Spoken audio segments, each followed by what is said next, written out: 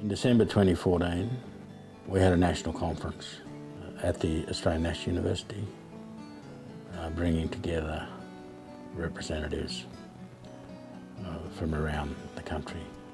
They were Indigenous veterans or members of their families, scholars and others interested in the work of the research project.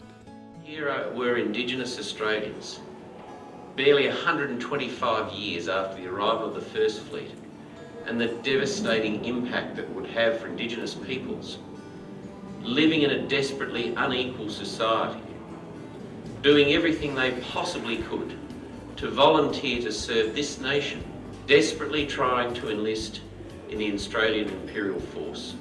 It says so much about non-Indigenous Australia as it was, but it says much, much more about Indigenous Australians. The idea behind the conference was to have ex-service people and veterans and currently serving members of the Defence Forces who were Aboriginal and Torres Strait Islander to be the keynotes, to be the leads, to be in the limelight. I am fascinated to see so much qualified people, our people, running the whole show. I just take this back to my people and tell them that this we behind time if we don't pull out. Yeah, we should be up there with Templar now, but very good experience, very good. I must take my hat off for Professor Dodson and his team. My name is David Williams, Bunjalung man. This is one of several conferences I've been to down here in Canberra over the years, in reference to recognition of Aboriginal servicemen and women over all campaigns from the Boer War right through to present day.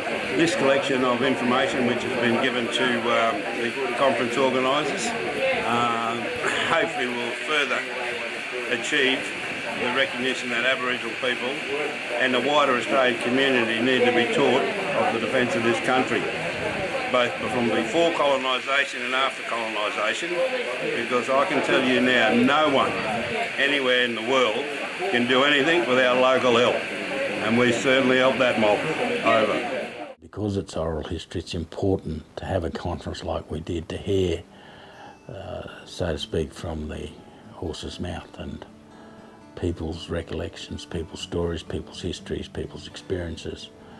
They're vitally important to the project. Of course, the project will be looking at the official record and what it says about this question, and that'll be complemented or complement what we get from memory. The idea was this conference would inform our research as well and guide us a bit depending on what came up throughout the different discussions, and that's going to feed into the books that we do and the website and other things that are going to emerge from our research. So it was a research process in a way, holding the conference. So the main themes for the conference that emerged through that combined yarn up and research process were citizenship and political activism. This is a book of my dad and his record as Rata Tobruk. He was in the Army, Second World War, and it was written by my sister, Tricia, who decided to do a history research, and so it's paid off because this is part of our family history that we're very proud of. Family and home front, because that's often a part that gets left out of the story as well with this. You know, what was it like for these families back on the mission or back in a country town, you know?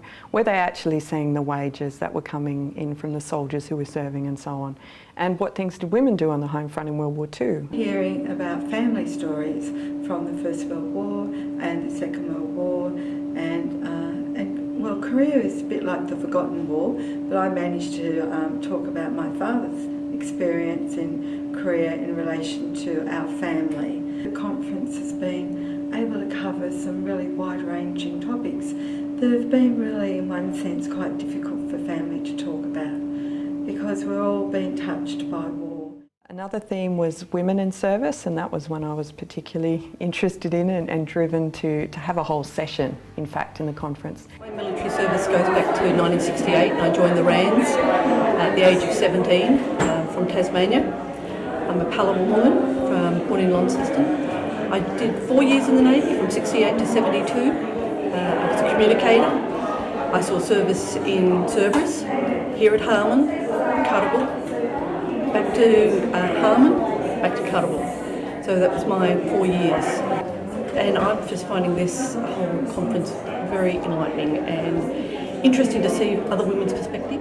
The women were just the most fabulous storytellers, and they had an amazing life history to tell as well, from where they'd grown up to how they found out about the services, the kind of growing experiences they went through working in the services, the skills they acquired, the funny things that happened to them as well, the friendships they made, and the skills they acquired as nurses, as people working in the Navy, clerical, all kinds of different roles, and Air Force as well. I'm Sue Gordon, I'm from Western Australia. I served in the Women's Royal Australian Army Corps 1961 to 64. I'm pleased I came to the conference because I've met a lot more Aboriginal Vietnam vets. I already know some at home. I already have Korean vets from my sister Kate's family. But just to hear again what they went through, but more importantly what happened when they come home. And one of the things is there's still a lot of things that haven't been solved, and we've been told that's the subject of another body of work, the Frontier Wars. Another theme was social justice, which was led by Mick Dodson, and that looked at issues like land and what happened to people in terms of soldier settlement. Did they have access to it or not? Did they get their pensions after the war? Wages issues. I think it's absolutely wonderful to have so many people who have been involved in the Defence Forces over a period of time, and to hear the different stories and to hear the different comments that they have actually provided over the day and a half, once again is a tribute to our people, and gives also the younger people the incentive to decide on whether or not they want to proceed with the Defence Forces when time comes. My name's George Anderson. I'm a Wodja Wodja Gangaloon from central Queensland, and I currently live in Brisbane, and I'm a Vietnam veteran. I went over in 1971 and managed to get back, and I'm here at this conference and I'm thoroughly enjoying it, meeting a lot of people, listening to some beautiful speeches and some amazing people with some absolute good stories, which are really good to hear. My name is Roy Mundine. I served in the Army. I served in the Army for 36 years and I was a Warrant Officer Class 1. I served in the infantry. I've served in Malaya and Vietnam, and I also served in England, in Germany, and I also served in New Zealand. And so many people told their stories, interesting stories, and I hope we build on it and learn from it. We also had commemoration and remembrance, which was the area that Joan Beaumont specialised in from the ANU. That had some content about exhibitions that were done towards remembering Aboriginal people's service. The reason I'm here at this conference is because of an in-memory exhibition that I coordinated from August to October, and the in-memory exhibition was all about recognising and acknowledging and honouring our Aboriginal servicemen and women of the Shoalhaven. This has been a wonderful experience to hear all the stories of our Aboriginal servicemen and women from all around the country. So it's really reinforced what we started in the Shoalhaven, and we're now looking at what are we going to do. We don't want it just to be a one-off. We want to see now how can we take that a step further. Labour and service was the other theme, and with that we wanted to look at things like Norforce, the Army as a career for some people. Was that an option for Aboriginal people? What did they make of it? And to look at the actual work of being in the services. We went to the War Memorial for a special tour. We were broken up into different groups for the tours, and there was a welcome from Brendan Nelson, head of the War Memorial. We got to look around, we got to meet the director, we got to meet Aboriginal staff. We looked at exhibits, many of which involved Aboriginal and Torres Strait Islander servicemen and women.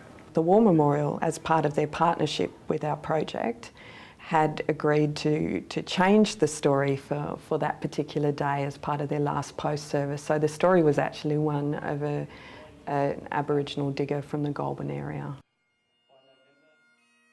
I think the most poignant thing about the visit to the War Memorial, the male and female Aboriginal veteran together laid a wreath on behalf of Aboriginal and Torres Strait Islander men and women who passed away.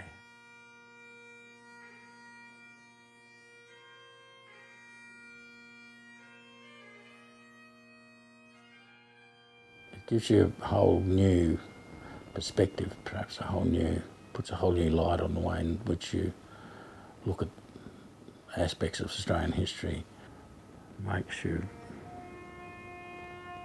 contemplate deeply about issues of war and service.